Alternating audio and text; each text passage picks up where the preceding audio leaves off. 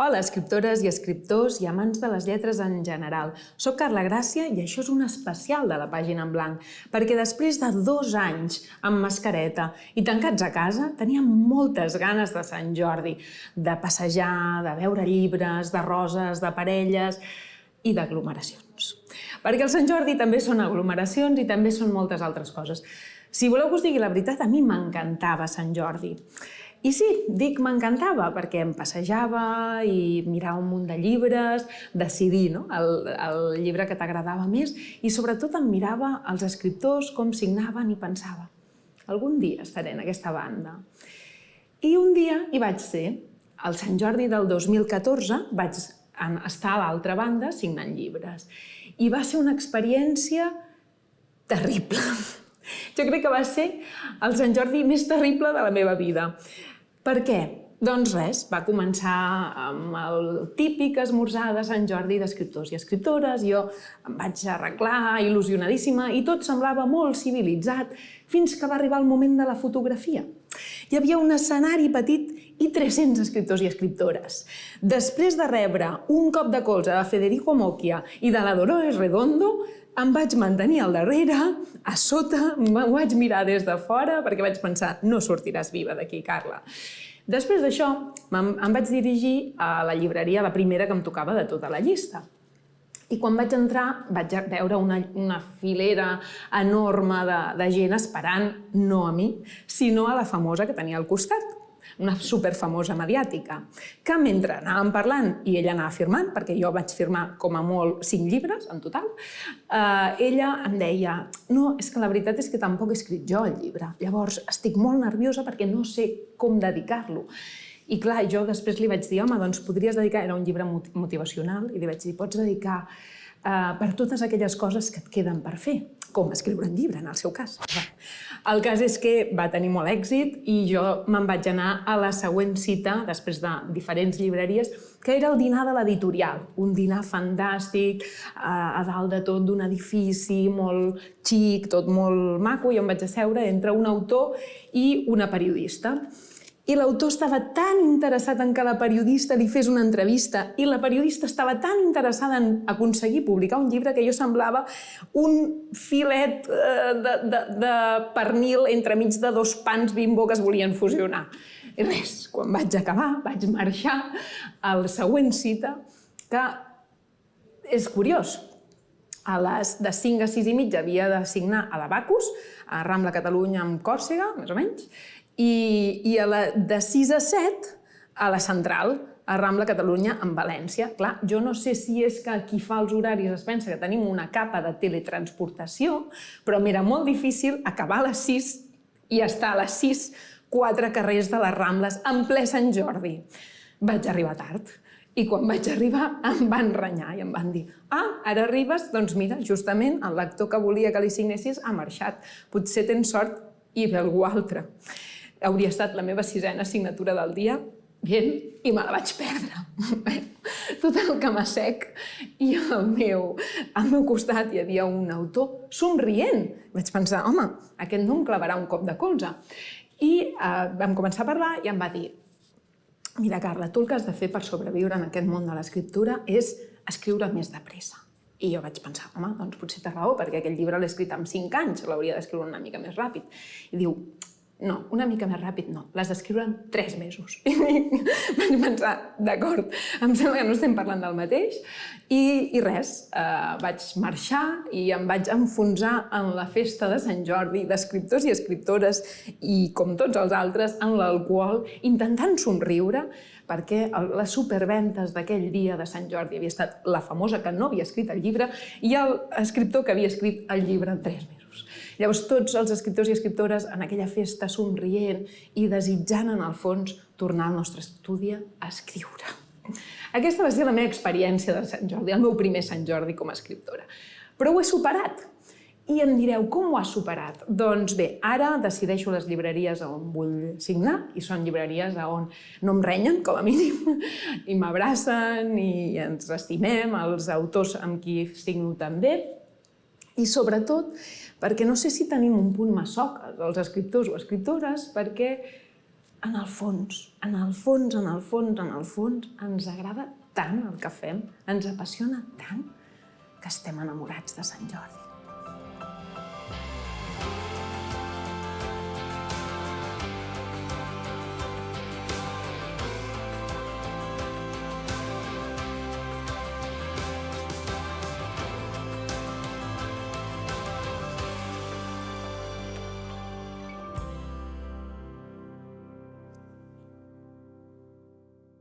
Per aquest dia tan especial us hem preparat un programa molt especial en un espai encara més especial. És la Casa de les Punxes de Barcelona. Si mai hi havíeu pogut entrar, avui podreu amb nosaltres i amb Cloudworks, que ens ha cedit l'espai. És un lloc des d'on podrem veure un Sant Jordi amb vista d'ocell, perquè el que volem aquest Sant Jordi és conèixer una altra manera de viure el Sant Jordi, la manera dels escriptors, de les escriptores i d'aquells que formen part de l'ofici de l'escriptura. Tindrem una escriptora novella, escriptors veterans, una gent literària. Tindrem de tot. Però el primer de tot, el primer pas d'un Sant Jordi és quina rosa comprem. Clar, sembla molt senzill, però també és molt senzill anar a comprar un iogurt. Tu vols un iogurt i te'n vas al supermercat a comprar un iogurt. I el iogurt doncs no el trobes, però el que trobes és iogurts amb bífidos, iogurts amb marmelada, a baix, al mig, a dalt, iogurts quilòmetre zero, iogurts ecològics, iogurts d'ovella, iogurts de cabra, i ja no saps quin iogurt demanar. Doncs passa el mateix amb les roses. O pitjor, perquè clar, si la compres vermella ets un conservador, si la compres groga ets polític, si la compres blava, negra, ets un radical.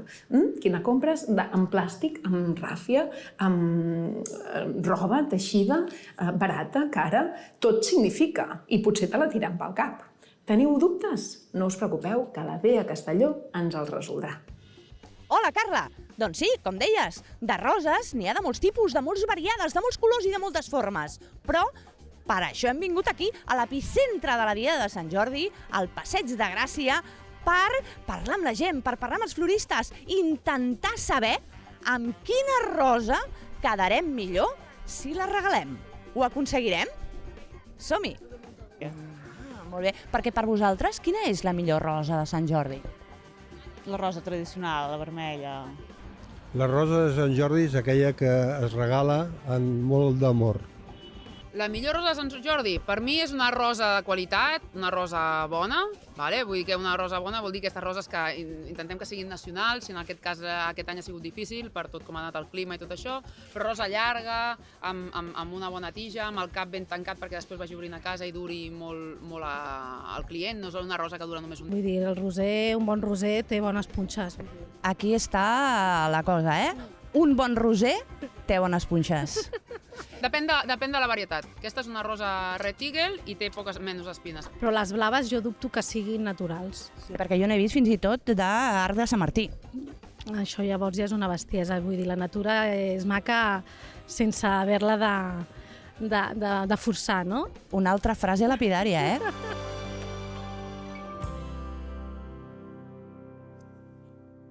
Les editorials reben cada dia una allau de manuscrits.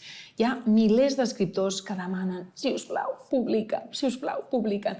I de fet ara s'han expandit les maneres de publicar, ja hi ha autopublicació, hi ha moltes altres maneres d'arribar a aquest gran somni per tants escriptors. De fet, per exemple, Lola Williams de Destino em deia que a Destino només accepten 2 veus noves cada any, perquè tota la resta són autors que ja tenen dins la casa. És molt difícil començar i publicar, però hi ha persones que ho aconsegueixen. Avui tenim amb nosaltres Montse Milà, benvinguda.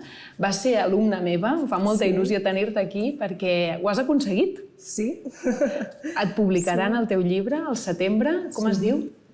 Es diu Els Afores. Els Afores, Sí. I ho publicarà l'editorial Boliana. Boliana. Edicions. Sí. Molt bé. Com ho vas aconseguir? Ja, doncs... Picant pedra, Què vol dir picar pedra?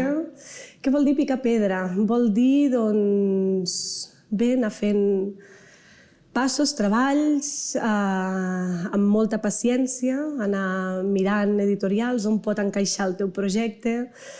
El meu és de relats, llavors, clar, no totes les editorials accepten relats. i anar fent doncs això, no? Un estudi d'on pot tenir cabuda i ser constant, pacient, ho torno a repetir perquè s'ha de tenir molta paciència i finalment arriba, sí. De fet, jo sé que vas trucar a algunes portes i vas ser rebutjada en algunes i vas seguir persistint per trobar el lloc on encaixar. Sí, penso que has de tenir molt clar d'entrada que una vegada acabes el teu projecte has de ficar el fre, no vulguis córrer, perquè si no et pot passar això, no? Et pot passar. Passa això, passa que hi ha molts nos. No?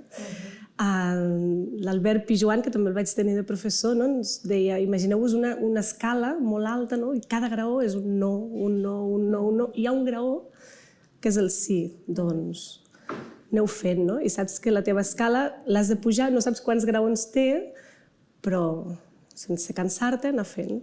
I ara ja hi ets. Ara ja hi soc, sí. I com és? Perquè des de fora segurament t'ho imaginaves d'una manera i ara tot el procés d'edició del teu llibre segurament és diferent. Sí, la veritat és que m'imaginava de deixar el llibre i amb unes mans i ja estarà allà perfecte, sortirà així, preciós, impolut. Ja, no te l'arriba així, però que potser també m'ha sorprès que em pensava que no en tindria com tant contacte o tanta relació i sí, vull dir, és que fins i tot el disseny de portada me n'he pogut encarregar, saps? Les correccions, les anotacions, el poder-ho anar parlant. Veig que tinc molta més implicació de la que m'esperava i m'agrada, perquè sí que em feia com cosa de deixar el teu fill en mans d'algú que no el coneix, que no se l'estima com jo me l'estimo, i jo també hi puc estar, i m'agrada molt. Que bé, doncs una bona experiència, de moment. De moment els lectors no et coneixen. Tu avui et passejaràs per el dia de Sant Jordi com si, doncs, pensant, com una lectora més, pensant en que l'any que ve segurament estaràs a l'altra banda, signant llibres. Sí, l'altre dia vaig veure un llibreter, ja estava desmanegant les caixes, col·locant els llibres, em vaig quedar un moment i dic, ostres, l'any que ve, en una d'aquestes caixes pot ser el meu llibre. I és molt emocionant, la veritat. Sí, és un Sant Jordi diferent, sí, perquè ja és com... A més, el visc com... Jo sé un secret, no? Que vosaltres encara no sabeu. I aquest allò, el punt abans, no? És molt emocionant, sí. No et vull aixafar la guitarra, però creus en algun moment que hi haurà alguna decepció d'aquest món? O has vist alguna cosa que t'hagi decebut? Suposo que n'hi hauran, suposo, no? Des de les expectatives personals que et fas, que ja intento que no, però és inevitable, n'hi ha. Clar, jo acabo de començar, no ho sé, però m'imagino que com a tot arreu hi haurà competitivitats o gelos o... no ho sé, m'imagino, però tant de bo que no, però també em sembla que és una mica una condició ja que tenim les persones en qualsevol feina. Està bé que d'entrada ja t'ho prenguis així, amb aquesta naturalitat. Pensava, aquest és el teu primer llibre, però suposo que en vindran més. Què prepares ara? Doncs ara estic acabant un projecte que també és de relats per presentar en un lloc, que encara no ho vull dir, i paral·lelament sí que estic escrivint la primera novel·la. Estic en el procés encara d'estructurar una mica, de meus pòssits i mapes conceptuals i la pissarra tota plena. Però sí, ja tinc en ment la primera novel·la, sí. Que bé. Doncs que ho deixis molt també aquest procés de l'escriptura i aquest procés de la promoció. Et desitgem que signis moltíssimes dedicatòries. Aquí en el programa tindrem uns quants consells sobre com dedicar un llibre. Perfecte. I segur que t'aniran bé de cara a l'any que ve. Jo sé que tu ets mestra. Sí. Per tant, tens una vocació també especial de cara als nens. I nosaltres avui parlarem de nens. Perquè el Sant Jordi és un dia especial pels infants. Els nens i les nenes passegen per als carrers i diuen això de la literatura i dels llibres és una cosa molt especial. I els editors i les editores diuen que un país només avança si els infants llegeixen. Per tant, és important que els acompanyem en aquest procés. Avui hem preguntat a uns quants infants de casa nostra quins llibres ens recomanen per Sant Jordi. I aquí teniu la seva resposta. M'agrada molt el contes dels bombers. Si sou de dinosaures com jo, això és més ja de coses sèries.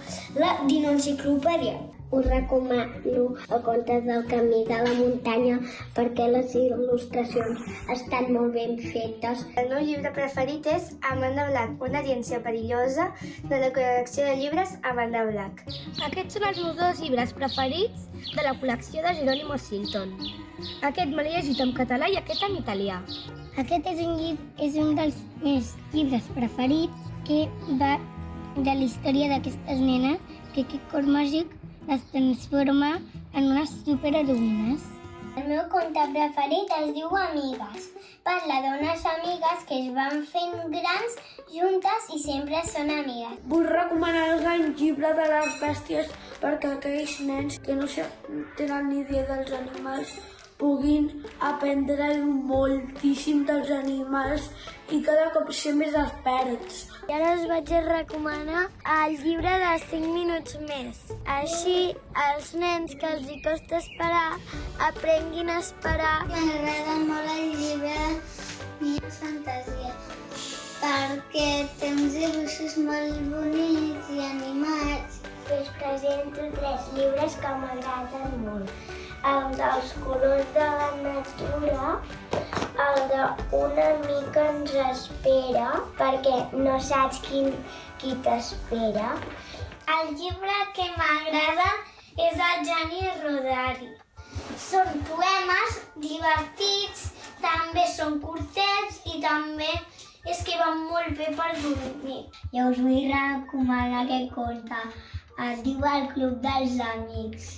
Jo us el recomano perquè hi ha un os molt mono que està hivernant i té un amic que es diu Crocus i és la serp. Us vull recomanar el llibre de la terrible Adele, que es titula Que se perdin els viatges.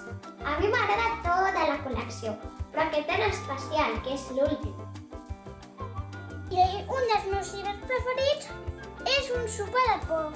Va de tota una pila de monstres que van a un restaurant i cada menú explica el seu menjar preferit de cada monstre.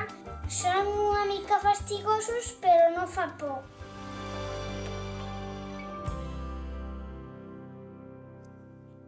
Quina preciositat d'infants que llegeixen. Fa molta il·lusió que ens recomanin llibres. I jo, no sé si vosaltres ho heu observat, però he vist que hi ha moltes més nenes que nens recomanen llibres. I nosaltres hem preguntat per igual. Aquestes i altres preguntes les farem avui perquè tenim una convidada molt especial. Ens acompanya l'Alba Carreras, que juntament amb l'Àngela Monge fan aquest programa de la mare del Tano, que m'encanta, a FibraCat TV, per parlar sobre la maternitat i la paternitat d'una altra manera. Benvinguda, Alba. Moltíssimes gràcies a vosaltres. Doncs avui és un dia especial, la Diada de Sant Jordi, també per als nens i les nenes. I un dels temes dels pares i les mares és hem de fer que llegeixin els nostres fills. De fet, jo tinc molts amics que tenen més llibres per als seus fills que per ells. Com fem que els nostres fills llegeixin? Doncs mira, és una molt bona pregunta, bàsicament perquè la lectura, no només com a tal, doncs ens pot servir per nodrir-nos l'ànima, no? I el cos, sinó també, d'alguna manera, la lectura m'agradaria entendre-la com quelcom, una eina bàsica d'empoderament, no només d'empoderament, sinó també una eina per la qual pots aprendre moltíssimes coses. Nosaltres, per exemple, a Cria.cat, jo soc editora de Cria.cat, la comunitat de criança per a famílies de tota mena, i allà publiquem reculls de contes, per exemple, per tractar temes tan delicats com són el dol gestacional o la mort amb infants. És a dir, contes que poden ajudar com a eina, com a instrument, per d'alguna manera nodrir-nos i per aprendre també a com transmetre i a com comunicar diferents conceptes que poden ser molt complicats però que en canvi a través d'un llibre doncs realment els infants poden entendre'ls millor. De fet, ja fa bastants anys que s'han posat molt de moda els llibres amb valors i és una manera de poder transmetre més enllà d'una història. Però a vegades també sembla que tot sigui llibres amb valors, no? Ara mateix, i que abans també hi havia valors, però sempre a través de les històries. Què hem de fer? Llibres d'entreteniment o llibres amb valors? Jo penso que una cosa no exclou l'altra, és a dir, que són complementàries, no? Per una banda, hi ha aquests llibres que són eines i són instruments per explicar coses als infants i per l'altra, altres tipus de llibres per també fomentar l'entreteniment, no? Que a més es diverteixin i gaudeixin d'aquesta lectura. Això sí, aquests llibres, entenent-los que quedaran com a referents pel seu marc mental, no? I sense anar més lluny, no? Ens poso la nostra època, la nostra infància, no? I la nostra preadolescència, potser vam tenir de referent l'Hermione de Harry Potter, no? Moltes nenes les teníem... Sí, és bo, però després a nosaltres moltes vegades se'ns ha com quedat o inculcat que d'alguna manera hem de reproduir aquest prototip de ser l'Hermione i de ser perfectes en tot, no? D'acord. A mi em va agafar una mica més tard. Jo crec que tu ets més jove i no ho vaig interpretar així, però podria ser. De fet, aquest patró el tenim, no? Moltes dones de ser perfectes sempre. I ara s'està portant més un model de prototip literari tipus Ana Pacheco de les desastritos que diu ella, no? Les dones desastre que no cal que seguim aquesta perfecció, no? I aleshores aquí és com la literatura, com la narrativa literària i com els personatges de ficció d'alguna manera també creen referents als infants, no? Diferents. Diferents, exacte. Clar, però aquí tenim un problema, perquè jo vaig amb els meus fills i, bueno, un és molt petit, però l'altre anem a la taula de novetats i, clar, s'acosta aquell que dius no, sisplau, aquest no. I vas fent així, a veure si mira el del costat, però no, ell vol aquell de, no sé, no és el cas del meu fill, però imagina't, de futbolistes, o tot nens i una nena, o no? Què hem de fer? Clar, aquí depèn de l'edat, també és bo d'alguna manera explicar a les criatures que hi ha una eina de màrqueting darrere de cada llibre, no? Això potser, si té 7 o 8 anys no ho pot entendre, però si en té 11 o 12 sí que pot entendre que són les editorials que d'alguna manera agafen fins i tot a influencers per fer llibres només per vendre i que l'únic objectiu és vendre. I això també es pot treballar amb les criatures, de dir-li, escolta, tu per què vols aquest llibre? Què n'esperes d'aquest llibre? Perquè moltes vegades, i vivim en una societat tan adultcentrista, que ens oblidem de preguntar a les criatures allò que volen i per què ho volen. I potser és que aquesta criatura té el somni de ser futbolista, o com ara una de les novetats que es portarà és el de l'Alexia Putellas, no? I en aquest sentit, doncs igual la teva criatura, la teva filla vol ser futbolista i la té com a referent, doncs, ostres, per què no? I és una mica, doncs, a través d'aquest diàleg, de preguntar a les criatures què és el que volen i què és el que n'esperen també. Perquè, d'alguna manera, si s'esperen una cosa diferent a la que es trobaran, els hi pot generar frustració. Després hi ha els llibres per pares i mares. Típic, tens un amic, una amiga que tindran el seu primer fill i vols regalar-los un llibre sobre la maternitat, o tu, com a mare, et preocupen alguns temes i en busques alguns. I n'hi ha moltíssims. Molts. Com es tria? Clar, mira, jo, per exemple, n'he portat un. Primer de tot hi ha llibres per a mares i pares, aquest seria més aviat per mares, el de pare podria recomanar el de Padre de Richard Gacete, però el de maternitats, aquest és una novetat de la Paula Roig, que és una guia, és un autèntic manual per la maternitat i per si acabes de parir. I un molt bon regal per si algú ha tingut una criatura que el pugui fer. I després hi ha un altre tipus de llibres, que són aquests llibres de valors que comentàvem, però que són els llibres dedicats a mares i pares que volen explicar alguna cosa. D'acord, que també ens passa. Que també ens passa, per exemple, fer-ho. O per les escoles, també vols explicar la diversitat, doncs Col·locarn, per exemple, pot ser una molt bona opció de la Desiree Belalove, que una de les coses que vol intentar plasmar és que el Col·locarn són tots els colors. Clar, perquè al final la carn és la mateixa, el que passa que hi ha algunes carns que tenen uns colors o uns altres. Exacte. Però el Col·locarn no és com quan érem petits, que era aquell rosa tan pàl·lid, sinó... I jo penso en aquest sentit que hi ha d'haver contes que els triem nosaltres, les famílies, els progenitors, les àvies i els avis, però que hi ha d'haver també contes que puguin triar les mateixes criatures. En aquest sentit d'establir un diàleg, una sinergia entre que no sigui només aquest adultcentrisme de jo li compro un conte o un llibre al meu fill perquè vull inculcar-li uns determinats valors o determinats fets, no? Jo t'haig de dir, t'haig de confessar, Alba, que em frustra una mica, perquè clar, jo tinc molts llibres que em van apassionar quan era petita i ara jo ja ho entenc, que alguns tenen patrons masclistes, que altres tenen valors competitius, que altres... Però home, no ho sé, La història interminable, El jardí secret, no sé, hi ha molts llibres, o Harry Potter... Que no passen el test de veig que jo vull, però que jo vull transmetre'ls en els meus fills. Què hem de fer amb això? Clar, jo recordo realment quan era petita i a casa meva també la meva mare i la meva tieta llegien molt Los Cinco, no? Sí, per exemple, d'Edith Blyton. I que van intentar que d'alguna manera tu també llegissis i no t'interessava res. Doncs mira, puc dir que em van transmetre tanta passió per aquests llibres que me'ls vaig acabar llegint i em van acabar agradant, no? I al final també és la passió que tu transmets quan t'emociona alguna cosa. Vull dir, jo com a fan, ultrafan de Harry Potter, no? de la J.K. Rowling abans de ser TERF, doncs també et puc dir que aquesta passió l'intento d'alguna manera traslladar a les meves criatures, no? Perquè és aquella màgia, aquell món imaginari, no? que es va crear, que a mi realment em va salvar de patir bullying a l'hora del pati, doncs tenir una cosa, un refugi per poder saciar la meva creativitat i la meva imaginació. Al final això també és la lectura. I tant, i tant. Avui estem a la Diada de Sant Jordi i la Diada de Sant Jordi tampoc passaria molts testos de valors actuals. Clar, aquí ens trobem una mica en un mig-mig, perquè jo recordo el meu fill ensenyant-li que Sant Jordi potser va apartar el drac perquè no fes mal, va dialogar amb ell i em deia però el mata o no el mata?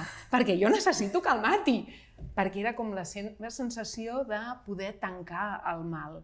Però es pot explicar la llegenda d'una altra manera? M'encanta que facis aquesta pregunta perquè justament l'any passat ja hi va haver un primer llibre i un primer conte que canviava tota aquesta llegenda de Sant Jordi. De fet, a Criar.cat vam escriure la llegenda alternativa de Sant Jordi i aquest any sembla que el Joan Turó ens hagi agafat la idea, inspirat i hagi fet aquest llibre que és La princesa, el drac, el cavaller desarmat, que precisament narra això, la història de que no fa falta que el cavaller porti armes, que potser amb el diàleg i la paraula ja n'hi ha prou, no? Perquè el drac deixi d'atacar en aquest sentit. I són els personatges de sempre, però amb la llegenda renovada. Tampoc cal dir-li Sant Jordi, potser sí, Sant Jordi ha estat el personatge més referent, però aquest any, per exemple, nosaltres, a nivell editorial, hem decidit que a Criar.cat diríem Sant Jordi i Santa Jordina. Per què no? Totalment. I ha tingut tan bona acollida que ho continuarem aplicant així i espero que cada any més gent s'hi sumi, no? Clar, totalment. Doncs moltes gràcies, Alba Carreras. Ha estat un plaer tenir-te amb nosaltres i donar-nos aquesta visió sobre la criança i avui la Diada de Sant Jordi. Gràcies a vosaltres. Doncs per aquells que penseu que la llegenda de Sant Jordi està una mica passadeta, avui la Bea ens ensenyarà una mica altres opcions de llegendes de Sant Jordi i què en pensa la gent al carrer. Som aquí per parlar de la llegenda de Sant Jordi. Gairebé tothom coneix aquesta llegenda, però la gent pensa que potser és una llegenda que parla d'amor? Potser és una llegenda sanguinària?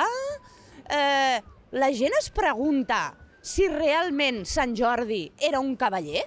O potser sota de l'armadura hi havia una altra cosa? La princesa tenia prou valor per salvar-se ella sola? Les llegendes s'han de revisionar? O potser no s'han de tocar mai, les llegendes són sagrades? Què en penseu de la llegenda de Sant Jordi a ple segle XXI? Què en penseu avui en dia d'aquesta llegenda? Bueno, és una llegenda, no? Ve d'un temps on les coses eren diferents, ja està, s'ha de llegir des d'aquest punt de vista. Sí, a mi m'agrada, no sé. T'agrada? Del paper de la princesa, què en penses? Que avui dia s'hauria de fer una modificació, Sí? Bueno, jo la canviaria una mica. Què li faries tu a la llegenda? Bueno, jo crec que ja ha canviat molt la mentalitat, no? I no necessitem a ningú que ens salvi. Jo també tinc un conte que es diu Santa Jordina, que és, a més d'un cavaller, és una cavallera. Però el que passa és que no maten el drac, no li fa mal.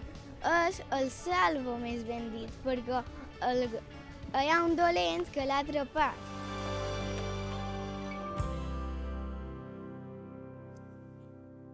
Una cosa molt difícil de ser escriptor el dia de Sant Jordi és fer les dedicatòries. Sembla fantàstic, sembla molt emocionant, però tens una filera de gent esperant-te, traient el cap així, a veure si d'una vegada em firmarà el llibre, i tu estàs allà, ai, perquè clar, a més has de dir coses fantàstiques i ben dites, i que no hi hagi cap falta ni cap error, que s'entengui, que sigui d'alguna manera extraordinari, perquè a més t'han comprat el teu llibre i no han comprat el de l'Empar Moliner o el de l'altre famós del costat.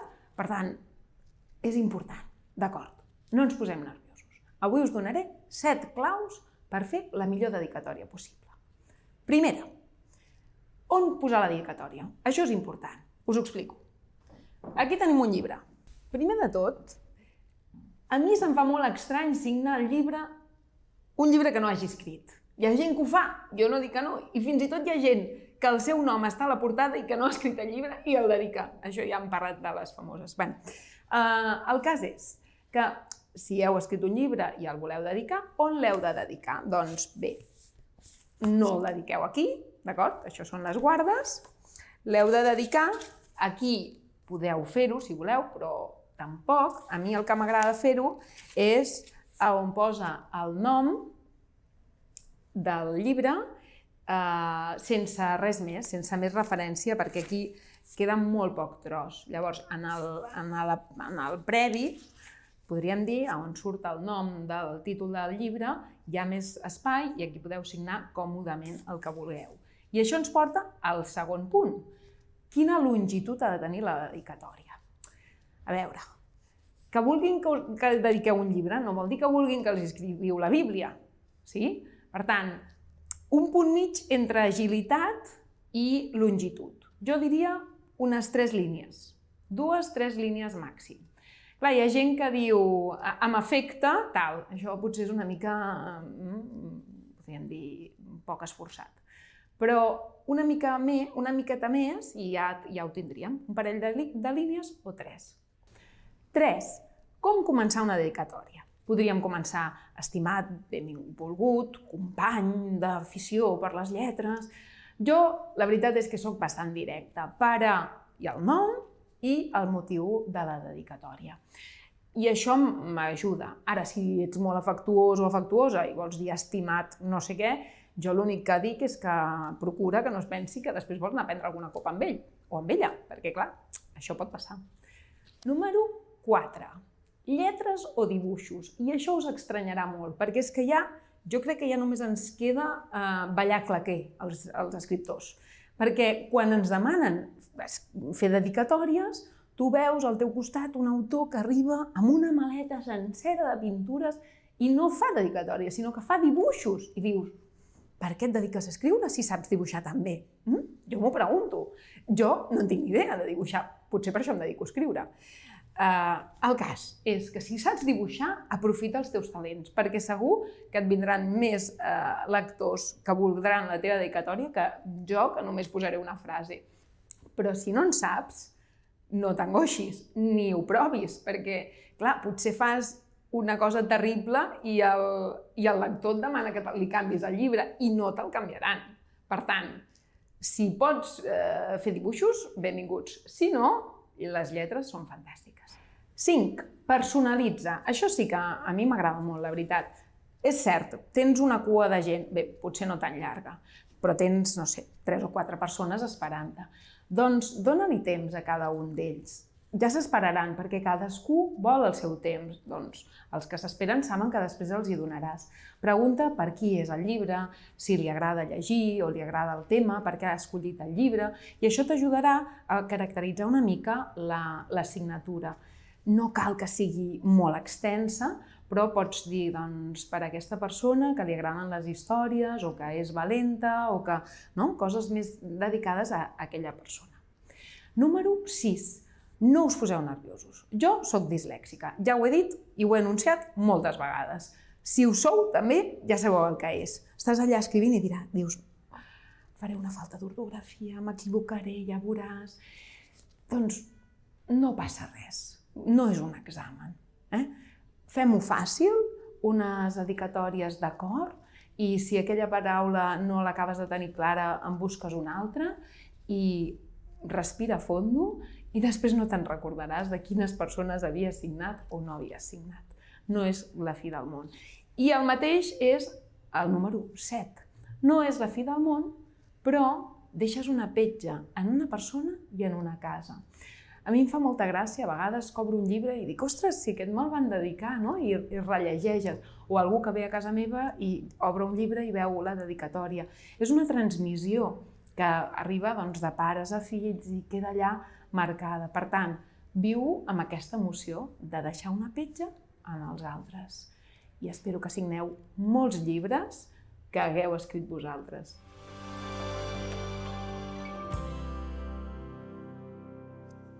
Els que en saben, i molt, de dedicatòries, d'escriure dedicatòries dels seus llibres, són els autors que ens acompanyen. Tenim amb nosaltres a la Sandra Feijomil, que, entre d'altres obres, fa poc va presentar Les mares no abandonen. Benvinguda, Sandra. I també tenim amb nosaltres el Joan Pons, l'autor, entre moltes altres obres, també, de La malaltia del cor. Benvingut. Moltes gràcies. Recordeu el vostre primer Sant Jordi? Sí, i tant. Jo va ser l'any 2001 i era al Rambla de Catalunya, havia guanyat el Premi Joaquim Ruyra i va ser impressionant, no? Perquè hi havia l'editora l'Isidor Cònsul i va organitzar una sèrie de nois i noies que duien cartells en les cobertes de les obres i les anaven passejant amunt i avall. I com que era el primer Sant Jordi, em va semblar una festa impressionant. No et vas espantar davant de tantes cobertes i tanta gent i davant... No, però com que hi havia el meu llibre, vull dir, em feia content. I tu, Sandra? La veritat és que el meu primer Sant Jordi va ser confinat, o sigui que un Sant Jordi de veritat no l'he viscut des d'aquesta banda, vull dir que... Serà el primer Sant Jordi. El primer Sant Jordi. Sí. I us costa dedicar? És a dir, us poseu nerviosos a l'hora de dedicar o no? O us agrada, fluïu? A mi no em costa, però tinc un problema, i és que tinc una cal·ligrafia molt dolenta. Vull dir que jo penso, tu vols el meu llibre dedicat a aquesta cal·ligrafia, però les dedicatòries són, com que ho pots relacionar amb el títol, amb la persona, i és relativament fàcil, no? Però això sí, la cal·ligrafia l'hauria de millorar, no? Hauria d'haver una escola de cal·ligrafia per escriptors per Sant Jordi. Per les dedicatòries, no? Específicament. I tu, Sandra? A mi no em costa, tampoc. Trobo que és una cosa molt maca de fer i molt agraïda, no? Vull dir, perquè és el moment en què són futurs lectors i d'alguna manera, doncs... Sí, és molt agraït, perquè estàs en contacte amb el lector, perquè la feina d'escriptor és molt solitària i aquest dia pots entrar en contacte amb el lector, amb la persona que te llegeix els llibres, i és molt agradable. Clar, probablement abans que es publiqués la vostra primera obra, us imaginàveu potser que signaríeu molt o que signaríeu, no ho sé, que estàveu segurament amb unes expectatives. Després va ser així? O veu veure una altra realitat sobre el procés de l'edició, sobre la publicació? A veure, jo Sant Jordi com a tal signant no l'he viscut, però la meva expectativa és baixa, perquè no, és veritat, Sant Jordi és molt gran, hi ha molt mediàtic i al final, vull dir, jo com a persona lectora que passeja per Sant Jordi he vist cues llargues i dius, ai, qui és? No, és el youtuber, no sé, d'acord, no? Aleshores l'expectativa és baixa, no? Però trobo que és maco viure-ho, no? Vull dir que ja sabem que després hi ha la gent coneguda i la que no tant i fas el que pots, no? Sí, jo quan vaig començar a escriure no m'imaginava això de signar, no? Vull dir que no entrava dins el meu cap, no? I després sí que ja entres dins el circuit, dins la cadena, I tinc una anècdota, no? Vull dir, quan vaig publicar La casa de gel que va guanyar la ciutat d'Alzira, vaig signar davant el Corte Inglés. I tenia al meu costat la Pilar Rahola i l'Artur Mas. I es van muntar una tal multitud davant la seva parada que encara que haguessin volgut venir a signar a mi, no haurien pogut. Potser hi havia una cua de gent esperant per signar, però no podien accedir a tu. Hi havia una gent que volia signar, que li signa La casa de gel, però va ser impressionant i es van quedar un parell d'autors allà sota a l'ombra de tot allò.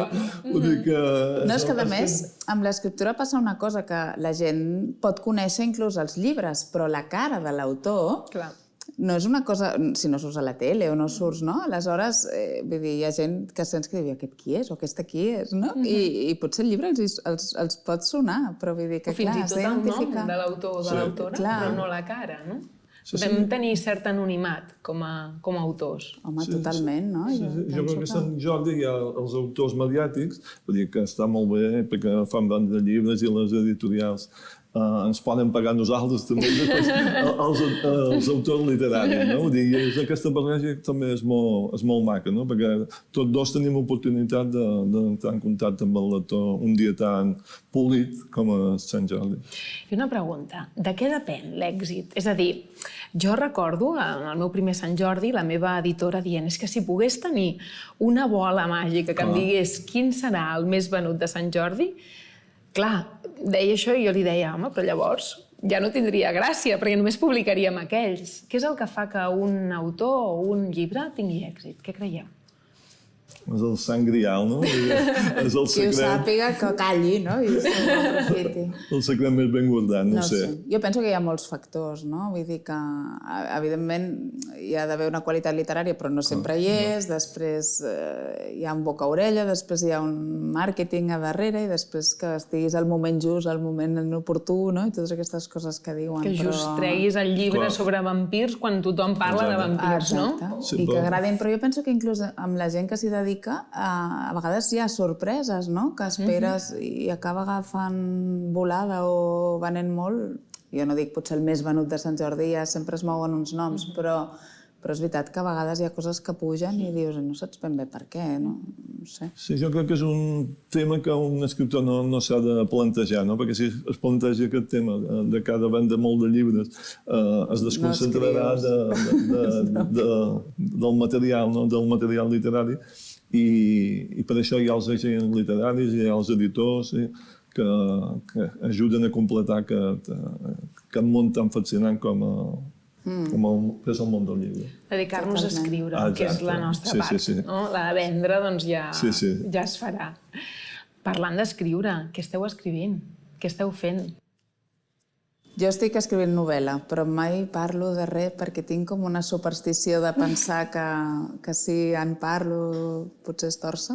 O sigui que sí, jo sempre escric, però què sortirà o no ja ho veurem. Sí, el García Márquez deia que parlar de projectes és patètic, però jo amb el temps ja no em fa tant de...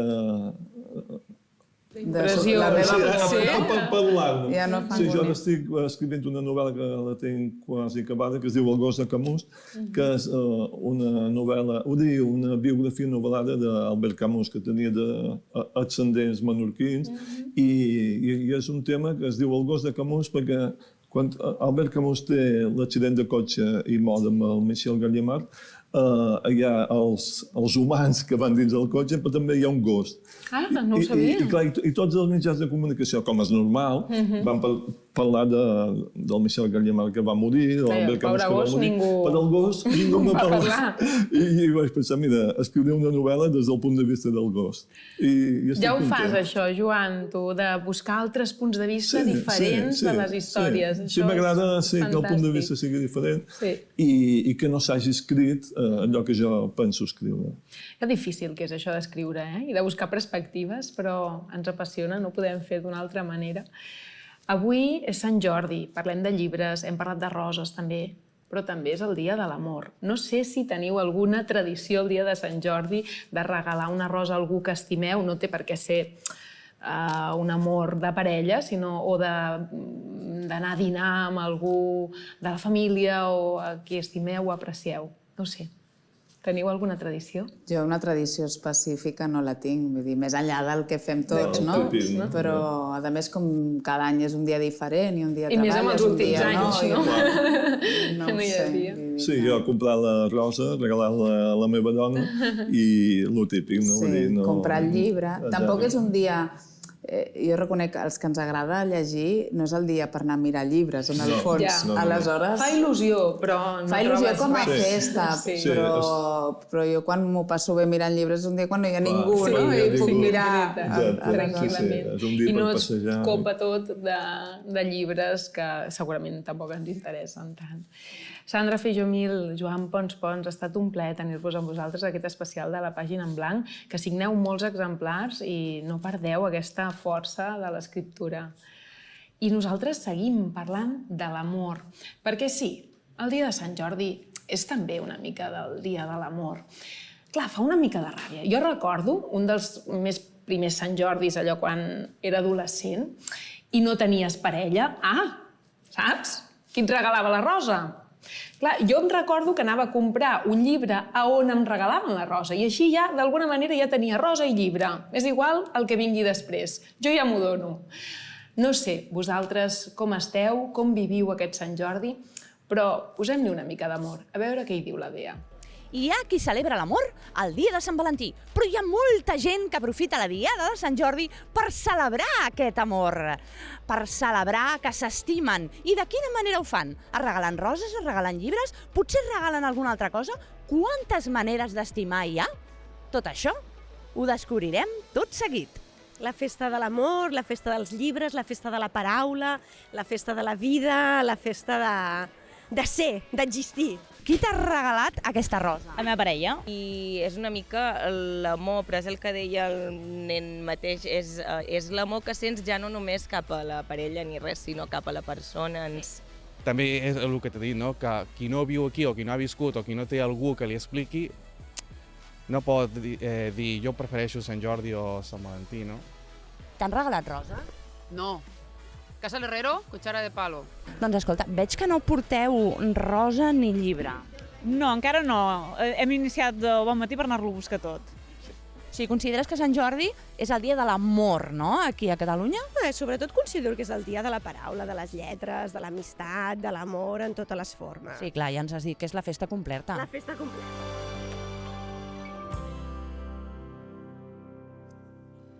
L'amor, sens dubte, és un tema, però l'amor pels llibres, aquest sí que ens interessa. I avui tenim amb nosaltres dues convidades que s'estimen els llibres des de molt petites i que fan molt, a vegades a l'ombra, perquè vosaltres aconseguiu tenir a les vostres mans els llibres que més us agraden. Tenim amb nosaltres a la Sandra i a la Berta Bruna, que a més són les meves agents literàries i jo sempre ho dic perquè estic molt contenta, orgullosa de tot el que feu, la feinada que feu darrere de tants escriptors. Com s'arriba a ser agent literària? Bueno, parlo jo una mica abans perquè ara ja fa 20 anys que tinc l'agència i la veritat que jo vaig arribar una mica així com de sorpresa, perquè vaig sortir justament de fer la selectivitat en aquell moment i em van oferir treballar en una agència literària que no sabia ni el que era. Això és quan tenies 20 anys. Quan tenia 18. 18 anys, clar. 18 anys. I llavors sí, vaig canviar una mica, vaig dir, treballaré al matí i a la tarda faré filologia. I llavors vaig canviar una mica els plans de tot i m'hi vaig llançar. I llavors vaig descobrir el que era un agent literari que no sabia ni que existia la figura, com molta gent que no ho sap. I llavors, clar, vaig començar a treballar allà, vaig treballar 10 anys a Mercedes Casanovas i vaig aprendre l'ofici des de zero.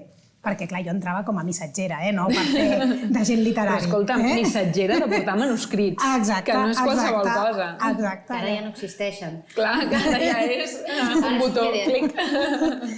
I bé, i llavors, clar, em vaig trobar i llavors en aquest món i, t'enganxa, és un món que t'enganxa perquè si realment a mi ja m'agradava l'escriptura, clar, jo volia fer filologia, ja sempre havia escrit coses d'aquestes, llavors és un món que et sorprèn, t'agrada i llavors a partir d'aquí ja encara que fos missatgera, era això, missatgera de llibres, de conèixer molts mercats diferents, tot això, i allà vaig començar a aprendre una mica tot l'ofici, no? I en canvi tu, Berta, venies de l'altra banda, del món editorial. Sí. Jo venia de...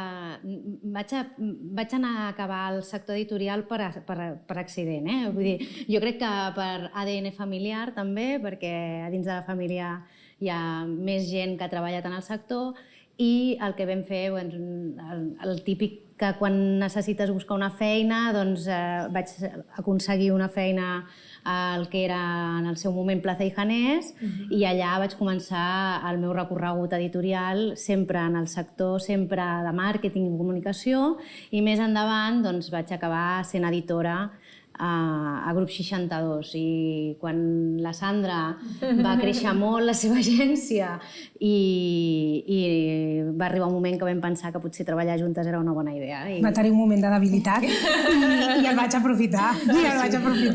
Home, de debilitat o de fortalesa, perquè ara la veritat és que ha anat molt bé el tàndem i esteu creixent. Ens entenem molt bé i la veritat és que és un gust poder treballar amb llibres i amb família com la que treballem i que ens entenem tan bé, vull dir que ens complementem molt bé. És un ofici que és dur. És dur perquè és això, és una mica... Estàs al mig, no?, entre l'escriptor i l'editor, i és el que dèiem, tots dos són els teus clients, has de defendre molt a l'autor, però has de no deixar descontent a l'editor perquè no saps quan pots treballar amb ell una altra vegada, no? Llavors, mantenir aquesta balança equilibrada és una de les coses més difícils que crec d'aquest ofici, no? Llavors, doncs clar, tenir també una companya com la Berta, que som una mica el yin i el yang, nosaltres, perquè som ben diferents, però en canvi ens complementem. Llavors, penso que has de tenir un caràcter... Clar, molta gent ens diu què necessites per ser agent literari, no? I clar, i penses, sí, clar, necessites tenir la tècnica literària, saber llegir, saber un text si és bo o no, o quines qualitats té. Però clar, després tens que tenir també una part comercial per anar a vendre, saps? Saber idiomes, perquè clar, vols vendre aquí després a tot el món. Clar, tens un perfil una mica complex, no? Perquè has de tenir com diverses característiques diferents per ser agent. I a més, jo crec que hi ha un punt que costa una mica, no? Perquè jo quan parlo amb altres escriptors i escriptores tinc la sensació de que quan un llibre es ven molt és perquè nosaltres ho hem fet molt bé com a escriptors i l'hem escrit molt bé. Quan no es ven és culpa de la gent, de l'editor, no? Sí, és un sector, avui ho parlàvem, no? És un sector complicat perquè és un sector que tu pots tenir tot el ben a favor, però que no passi res, o que sembli que no passi res. Llavors, el problema del sector és que l'èxit només es valora amb el número de vendes, de còpies venudes, i a vegades l'èxit per un escriptor novell és publicar, encara que sigui una editorial petita. I potser el següent èxit és poder publicar en una editorial una mica més gran o arribar a més lectors. El següent èxit és que et tradueixin. I és tan difícil que passin totes aquestes coses. I tan lent. I tan lent que a vegades, moltes vegades, és molt més fàcil donar la culpa als altres, no? O sigui, però és un sector que, tot i així, tot i que és lent, enriqueix, i penso que les persones que realment creuen en el que fan i els que es deixen ajudar moltes vegades, i si les coses es fan ben fetes, acaba havent un resultat, més tard o més d'hora, però més tard moltes vegades que d'hora. També és acumulatiu, no? A vegades pot ser una flor d'estiu, no? És a dir, que de cop i volta un autor tingui molt èxit amb el seu primer llibre, però moltes vegades el primer sembla que no, i després el segon, el tercer, o potser el setè, fins i tot, no? Clar, no, jo, clar, represento fa 20 anys amb molts, i clar, cada autor és un món i una anècdota diferent, com si diguéssim, no? Que tant és com, jo què sé, el Falcones. Clar, jo vaig representar el Falcones i va ser un boom tremendo, no? Que, clar, que ell ni ell mateix s'ho creia, no? O, jo què sé, l'Alejandro Palomas, que el represento des de l'inici i ara ho estàvem parlant, no? Que quan va venir, a més, jo li vaig dir no m'ha agradat gens la novel·la i no et vull representar. Li vas dir? I em va dir, però què dices, no? I en plan, com pot ser? I jo vaig dir, no, és que no ho veig, d'això, i em va dir, doncs ara te'n portaré una que no em sabràs dir que no. I me la va portar, la vaig llegir, i és veritat, i fins ara, matrimoni literari total, no? Però també ell va començar amb unes ventes molt petitones, amb molta paciència, vam haver de passar per moltes muntanyes russes, perquè clar, o sigui, no trobàvem tampoc l'editor, perquè clar, l'Alejandro fa un tipus de novel·la que té una part comercial però és literari, llavors no encaixa allò de dir, no, és que és thriller o novel·la negra o no sé què, que té un encaix perfecte, no? I clar, vam tenir que passar la nostra aventura fins que ha trobat el seu lloc, no? Però clar, aquí és la paciència de tots dos, la confiança, el poder llavors caminar junts i tenir clares les coses, no? Perquè si no a vegades un dels dos a vegades abandona. Sí.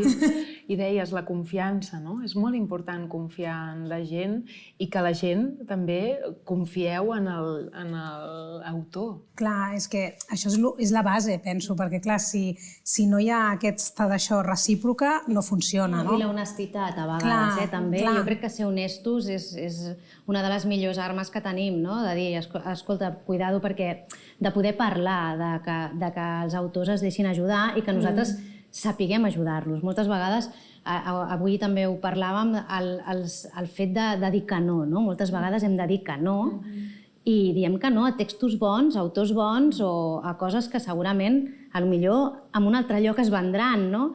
Però moltes vegades hem de pensar què els hi podem aportar nosaltres en els autors i què els autors què ens poden aportar a nosaltres. I si arriba un moment que aquesta relació no funciona, hem de ser honestos i poder-ho dir i poder-ho expressar, no?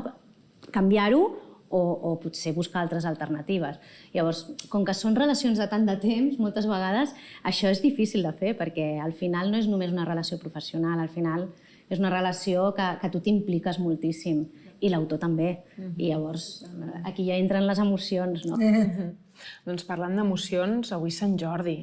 Com viu un Sant Jordi, una gent literària? Bueno, la veritat és que nosaltres sempre som al backstage, saps? O sigui, no sortim en ningú lloc, surten els autors... També alguns editors, fins i tot? Alguns editors, però en canvi, clar, els agents sempre quedem, com sempre, és la nostra funció, estar al darrere, no? Però, en canvi, jo la visc amb molta emoció, perquè, clar, això cadascú viu personalment com vol. Hi ha agents, per exemple, que no els agrada anar a acompanyar els autors o anar-los a veure. A nosaltres sempre ens ha agradat anar a veure cadascú, si podem ens repartim i anem a veure un i l'altre, que estigui tothom bé, tothom content. Hi ha autors que potser no signen, saps? O sigui, llavors els hi fas una mica de companyia allà, tal... No sé, a mi m'agrada viure. Quina part més psicològica, d'acompanyament. És brutal la feina que feu. Sí, però mira, el dia de Sant Jordi al final és una festa, i és una festa per lectors, escriptors, traductors i a tothom que estima els llibres. I per nosaltres ho vivim així, com una festa. I ens fa il·lusió, no? Sí, clar. I hem tingut anys que hem tingut llibres més venuts i ha sigut d'això, anys que no tens tanta d'això, però ho vius igual amb la mateixa intensitat en el sentit que els autors estiguin bé, que tothom disfruti del dia, que tothom gaudeixi, no sé, és molt maco. Doncs amb aquesta fantàstica energia que ens transmeteu, aquesta màgia pels llibres, per seguir lluitant i per arribar a aquest públic, ens acomiadem. Gràcies, Sandra, Bruna, Berta, Bruna, per estar amb nosaltres, per la feina que feu a l'ombra, perquè arribin aquests llibres i aquests autors, que molts dels autors de la gent que ens mira és propers autors que volen publicar, així que moltes gràcies. A vosaltres, per donar visibilitat a la nostra tasca, també. Doncs això és Sant Jordi per un escriptor, per una escriptora, des d'intentar arribar a aquell escenari per fer-te la foto i que ningú et faci una colzada o t'empenti massa, fins a aquesta passió per escriure, per arribar al públic, que és el que, de fet, ens enamora. Que tingueu un molt bon Sant Jordi de llibres, d'escriptura, de roses i d'amor. Per aquest Sant Jordi us recomano El laberint de l'ànima, de l'Anna Llenas. És un llibre molt complet i amb unes il·lustracions molt creatives. Us convido a llegir el llibre de Narval, perquè fa molta gràcia i fins i tot té una pàgina que pots imaginar el que vulguis. A mi m'agraden els llibres de Tea Stimpton perquè em distreuen molt. Molt m'agrada per arejar la flor i te'l recomano. El llibre que jo vull recomanar és En Gripau i en Gripera. Van plegats. M'agrada molt perquè és un llibre de contes curts. De 3 contes curts. Us recomanem el llibre de La tornada de l'escola dels animals. Ens agrada perquè és com si tots els animals tornen a l'escola. I els pregunten als pares si demà tornen a l'escola. Hola, sóc la Sara i aquest conte us recomano que es diu Tinc un drac a casa i aquest conte es tracta de l'amistat d'un nen i un drac. Jo recomano el llibre del Jerònim Stilton, El regne de les meravelles, que es tracta que el Jerònim Stilton té que buscar 5 dracs de diferents tipus per salvar justament 5 princeses d'una malvada bruixa, i aquell llibre m'ha agradat molt i és molt gran.